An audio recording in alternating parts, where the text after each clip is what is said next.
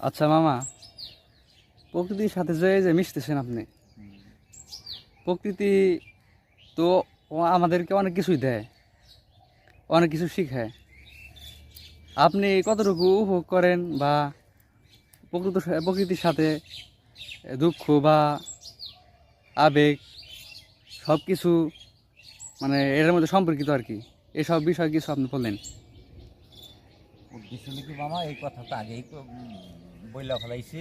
উদ্দেশ্য হলো প্রকৃতির যে একটা ডাক, এই ডাকটা হইলো যে এইটাই ঠিক, এইটাই ঠিক, এইটা একটা রব, এইটা একটা রব, এইটা একটা রব। মানে আমি কিন্তু না, এটা হলো ভাষা, গেলগা সব সময়। এই যে দইরা রাখা, এটা হলো অল্প একটু ব্যাপার।